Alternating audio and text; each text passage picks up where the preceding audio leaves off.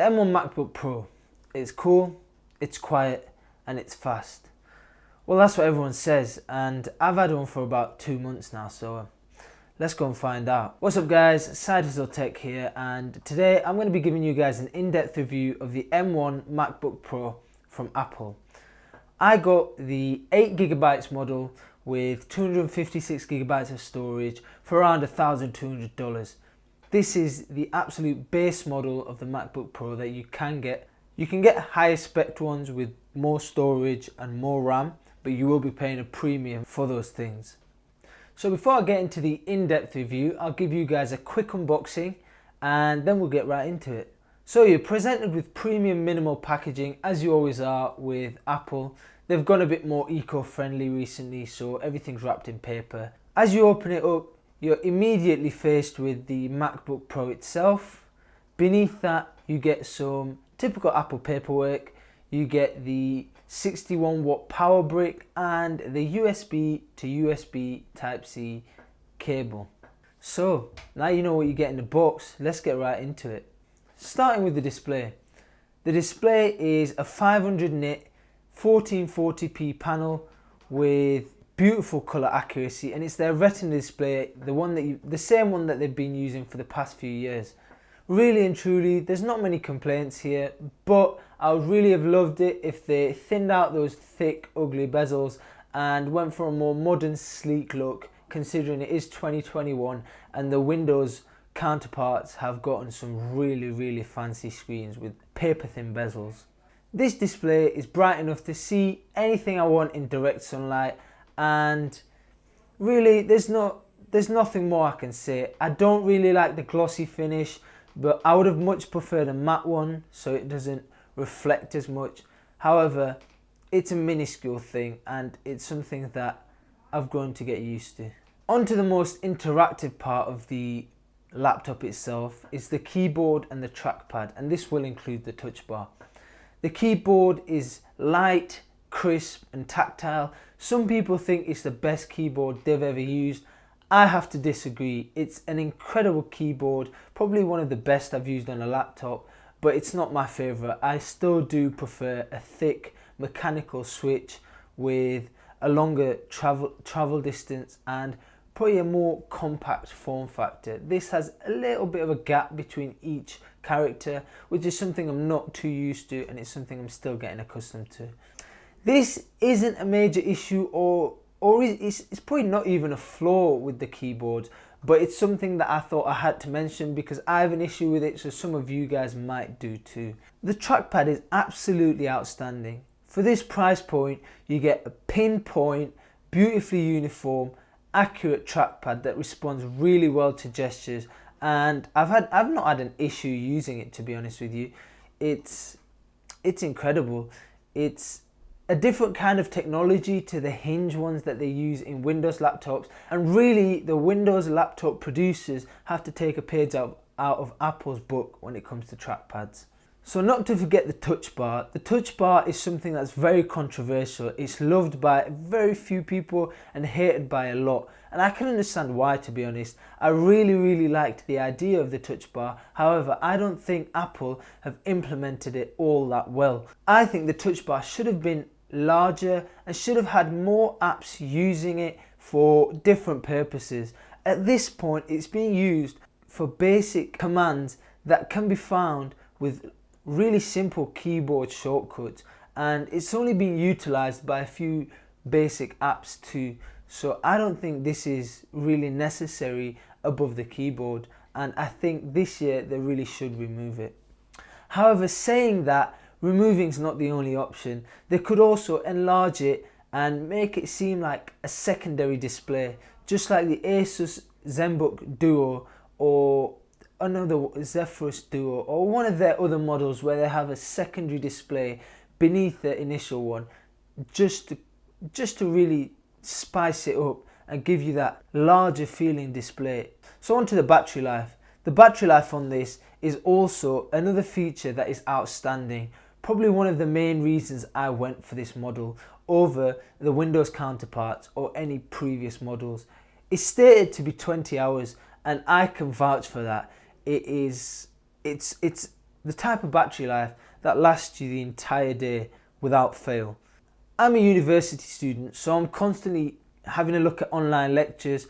I've always have Windows open, numerous tabs of Safari, and I'm always in and out of video lectures, and this thing handles it flawlessly. It's a breeze, and it doesn't even drop below 20% usually, because I charge it every night to 100%, and I'm confident it'll last me throughout the day, no problem. So Apple have done really well with this new battery life, and that's probably something to do with the performance, which we'll get into later on. So on to the camera, the microphone and the keyboard. I'll review these three together because they're generally used together, especially in 2021. So starting off with the camera. The camera, to be honest, very disappointing from Apple this year. They've still got a 720p camera on the top of there, and nothing impressive at all. It's better than its Windows counterparts, but I expected better from Apple, especially at $1,200. With the utilization of cameras being a lot more common nowadays, with online interviews, online video meetings and lectures, with the current situation, Apple really should have stepped up their game and put a 1080p camera in there instead of a 720 one. Don't get me wrong, the 720 is much better than any others due to the technology behind it and the software to smoothen any rough edges, but I still don't think it's up to scratch for 2021. On to the microphone. The microphone and speakers actually are classed to be studio quality microphone and speakers, and I don't know how true that is, but they are really good quality. The microphone is a great microphone when you're sat next to it and you're doing an online meeting or you're in an interview or anything of that sort. That's mainly what I use it for, and it works flawlessly. However, I wouldn't use it if the laptop is any further than a meter away, because really the quality starts to diminish after that and it starts sounding quite tinny. The speakers are really well done by Apple. They're loud and they're very bassy. These speakers are extremely good for a 13-inch laptop, I have to say. The bass is incredible and they get very loud, so there's none of that tinniness because of the strong bass that's provided in these speakers. These speakers eliminate any need for me to use an external speaker when I'm watching YouTube or when I'm listening to music. These work perfectly fine to fill up my room. These are like the little brother of the MacBook Pro 16's outstanding speakers, the best on any laptop. So due to the current situation, people will be using their laptops more and more for video meetings and video lectures, and these three work really well together. Even though the camera quality isn't as good as I would have liked, it works really well with the microphone and the speaker to provide a great experience when attending anything online really. Finally, and probably most exciting, is the performance and the thermals, and this will also factor in noise. Let's start with noise. The M1 MacBook Pro is absolutely silent, and when I say silent, I mean I've never heard it ramp up. I've used a 2020 Intel MacBook Pro, and that thing gets pretty loud pretty fast when you push it even a little bit. This one I can hit hard with a Premiere Pro project and I've never heard it get loud. It stays deadly silent 24/7, so I really can't complain or even comment on the noise right now because I've never heard it ramp up. So you're probably wondering, if it doesn't get loud, therefore the fan isn't moving and it will probably get quite hot. You're thinking wrong, guys. This thing is very cool. The new chip that Apple have implemented this year seems to be working outstandingly. It is very power efficient and not very hot at all. I can be pushing this thing through Premiere Pro, through Photoshop, and I don't hear it ramp up and I don't feel it get warm at all. The only time I felt it get lukewarm is when I'm charging the system. So what Apple have done this year with the noise and the thermals has been evolutionary, and they've set a new standard for the Windows laptops and the new Mac laptops to come. So the thermals go hand in hand with performance. Because this laptop doesn't get very hot, I am able to push the chip as hard as I can for a very long time, for a prolonged period of time, and the performance is incredible. The thing doesn't even stutter on Final Cut. It doesn't stutter on the Premiere Pro M1 Beta, and it doesn't even stutter on some of the unoptimized apps that I run on here. It was problematic initially when using Premiere Pro, the unoptimized version. However, since Adobe released the beta for the M1 optimized Premiere Pro, it runs flawlessly. Scrubbing is smooth, 4K video playback is stutter free, and there's no complaints there. And for me, a student who doesn't really tend to edit on their MacBook, I'm just using editing as a benchmark. I tend to use it for Word, Safari and video calls.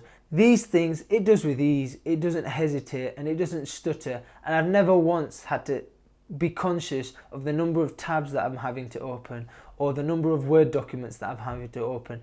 I just do it without thinking, and this thing handles it. Of course, the M1 MacBook Pro is evolutionary. However, due to it being brand new architecture, it does come with a few bugs and glitches that I think you guys should be aware of.